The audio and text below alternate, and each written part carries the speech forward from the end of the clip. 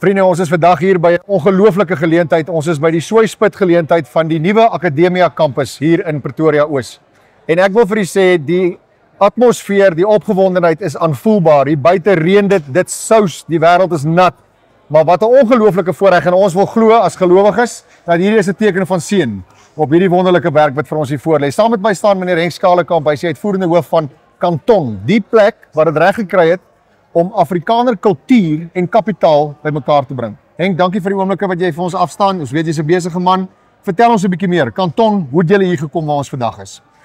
So Kanton is 'n vennootskap tussen kultuur en kapitaal. Ons is 'n eiendomsbeleggingsmaatskappy en ons bestaansdoel is om leefruimtes vir Afrikaans te ontwikkel. En ons het in 2019 tot stand gekom vanuit die Solidariteit eiendomme portefeuilletjie en toe het ons onsself ingerig om hierdie pad te begin stap. Ons eerste projek was om die Soltech kampus te ontwikkel en daarna het ons die Soltech plaashuis, die koshuis vir 400 studente ontwikkel. En in 2019, einde 2019 het ons die kontrak geteken om hierdie grond te koop. Maar ons het 'n lang pad gestap en ons het die regte in plek gekry, al die toegewings, omgewingsimpakstudies, al daai tipe van dinge afgehandel. En so hier in die begin van 2024 het ons aan al die voorwaardes voldoen om vir 'n projek van hierdie omvang om hier plaas te vind. En het ons die grond betaal en ons het in Junie hierdie jaar het ons begin met die massa grondwerke. Nou om die vennootskap tussen kultuur en kapitaal te verduidelik dit is uit en uit 'n beleggingsbesigheid en dit is 'n 100-100. So ons moet 100% voldoen aan die eise van ons beleggers, Ja. maar ons moet ook 100% voldoen aan die behoeftes van en die vermoëns van ons kulturele instelling en in hierdie geval is dit nou Akademia. Ja. En so het ons dit reg gekry om van 1 Augustus verlede jaar tot nou toe 1.8 miljard rand bymekaar te kry om fase 1 se konstruksie in Januarie 2026 af te skop. Ja. Nee, dit is net ongelooflik. Ek het toe ons nou hier kom opruim met die pad en ek sien die werk wat al reeds hierin is. Ek het so 'n klompie jare gelede die voorreg gehad om op dieselfde terrein waar Soltech nou gebou is, toe lyk dit ook so om saam met meneer Flipbuys daar tyd te spandeer en rondgestap en by myself gedink, die mense weet hoe om te droom, want hier lê 'n lang en 'n harde pad en ek kom ry hier op en 'n mens besef nie hoeveel werk hier regtig ingaan en wat nog voor lê en wat nog gedoen moet word nie. Maar ek wil net een triekie weer terugtree, Henk. Ons praat altyd in terme van ons Afrikaner gemeenskap, die uitdagings waarmee ons sit en die behoeftes wat ons het, wil ons onsself verbeel is die behoeftes wat net die staat kan bevredig. Julle tree na vore, julle mobiliseer die privaat sektor. Dit is nie die staat wat vir ons hierdie fondse bewillig, dit is nie die staat wat hierdie planne op die tafel neersit nie. Dis die privaat sektor wat na vore tree. Is daar in die Afrikaner gemeenskap genoeg kulturele kapitaal wat dan nou so kan trou om hierdie momentum te kan volhou? Ja, nee, daar's inderdaad ons gemeenskap het regtig vermoënde mense. Ons gemeenskap, die Afrikaners, het 'n geskiedenis van om dit te doen. Ons het onsself eintlik 100 jaar gelede begin ophef deur self aan die voorwaardes van opheffing te voldoen. Ja. So om afhanklik van 'n staat te wees is eintlik 'n onlangse ding van ons as Afrikaners. Die grootste deel van ons geskiedenis is waar ons gesê het ons sal self. En ons het maar daai beproefde waardes net weer gaan afstof en op 'n manier vir vandag aangebied. Nou daar's voorwaardes daaraan en ek noem dit 4 voorwaardes. Die eerste is as jy so 'n projek aanpak, dan moet dit regtig kompeterend wees en van uitnemendheid spreek. Ja. Die tweede is jy moet 'n ervaring daaraan koppel. So as jy nou 'n student vir 'n studente geleentheid gee om by jou te studeer of jy 'n kliënt het en of jy 'n lid het, dit moet 'n goeie ervaring wees en dit moet spreek van uitstaande diens.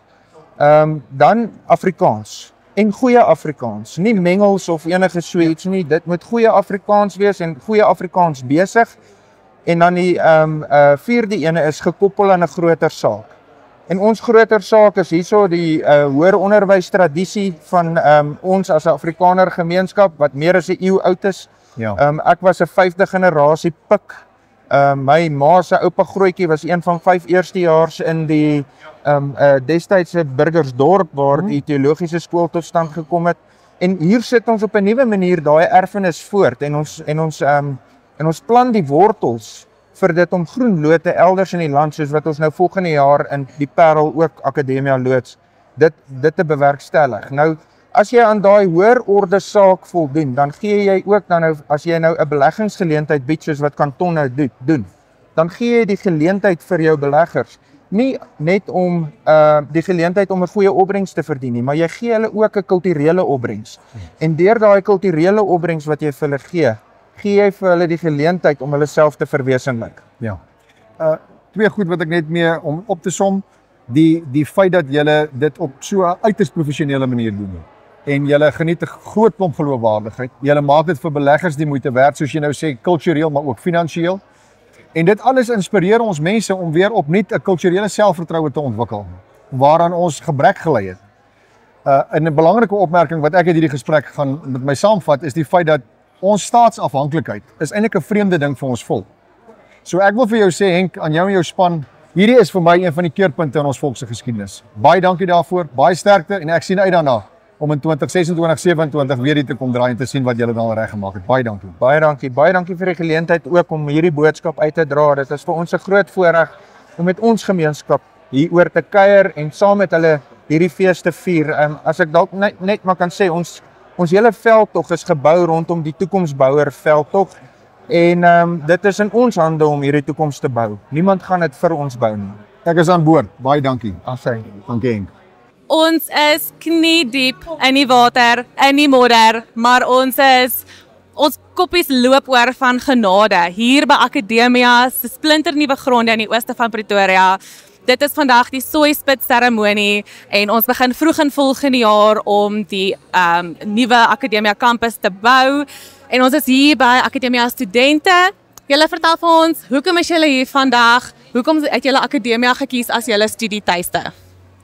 Ek het Akademia gekies van die begin af het ek geweet wat ek wil studeer eendag en van die begin af het gedink ek Akademia, ek wil in Afrikaans studeer voordat hulle al gehad het wat ek wil studeer. Ek sê ek gaan Akademia toe, maak nie saak wat nie, dan studeer ek my anders. En toe hulle my graad kry, toe sê ek soos okay, dit is nou maar net so en toe kom ek nou so hier. Ek studeer grondslagfase onderwys en toe ek in 2024 by Akademia se oop dag was, het ek geweet hier's waar ek wil wees. Die kultuur van Akademia is net iets besonder, soos almal groet almal en dit is net so lekker om hier te wees en om te sien hoe passievol almal is oor Akademia is 'n belewenis. Ek was op 'n kamp gewees waar al die leierskapsstrukture daar was en wow, ek kan nie iets anders sê om dit te beskryf nie en net om hier te wees en om te sien soos hierdie gaan die toekoms van Akademia wees, dit gaan 'n tuiste wees vir soveel studente en as hulle net helfte kan voel wat ek voel en ek dink dit is eers moontlik nie want jou hart loop oor van trots as jy dink aan Akademia. So, ja. Gaan julle darm lank genoeg kan studeer om die opening van hierdie gronde te kan bywoon om self hier tussen die geboue waar dit gaan wees waar ons nou staan, darm te kan studeer? Ek gaan my honeurs op die kampus doen, so ek gaan definitief hier sal wees. Wel, ek is nou eers eerste jaar, ek het nou klaar gemaak.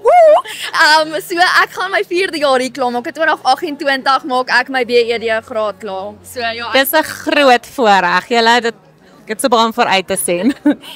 Soos julle kan sien hier agter my is dit net water. Dit het die hele dag sover nog net gereën en daar is verskriklik baie modder. Ek sien die loop mense sommer al net kaalvoet. Ek het self my stewels aangetrek. Daar is geen rede vir jou om nie vandag hier te wees nie. Wat 'n groot voorreg, wat 'n groot seën en ons sien so baie uit vir wat kom in die toekoms.